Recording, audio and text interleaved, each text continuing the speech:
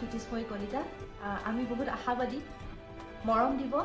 আশীৰ্বাদ কৰিব NK প্ৰডাকশ্যনৰ বিহুগীত দীপালি 2023 মুকলি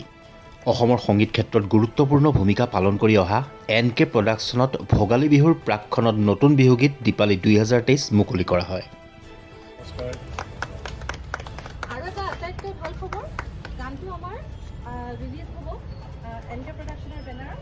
সেইটো এটা আটাইতকৈ বৰ ভাল খবৰ জ্যেষ্ঠ সংগীত শিল্পী বিমান বৰুৱাই ৰচনা সুৰ সংগীতেৰে সজোৱা গীতটিত কণ্ঠ নিগৰাইছে বৰণ বিকাশ আৰু জ্যোতিষ্ময় কলিতাই মই বৰণ বিকাশে কৈছোঁ আজি আমাৰ মৰমৰ দাদা বিমানদাৰ সংগীত পৰিচালনাৰে এটি নতুন বিহুগীত দীপালি 2023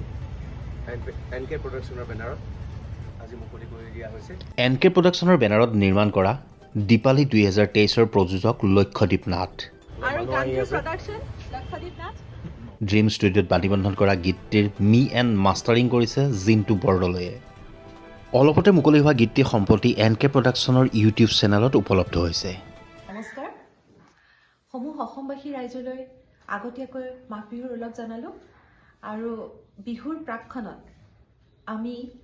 অসমৰ স্বনামধন্য শিল্পী বিমান বৰুৱাদেৱৰ পৰিচালনাৰে এটি বিহুগীত আপোনালোকলৈ বুলি আগবঢ়াইছোঁ আৰু গীতটোত কণ্ঠদান কৰিছে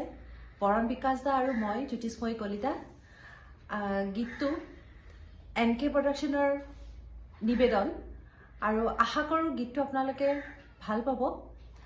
আমি বহুত আশাবাদী গীতটো আপোনালোকে শুনিব শুনি কেনেকুৱা পাইছে জনাব আৰু গীতটো মৰম দিব আশীৰ্বাদ কৰিব শ্বেয়াৰ কৰিব কমেণ্ট কৰিব ধন্যবাদেৰে বিভিন্ন খবৰ গুৱাহাটী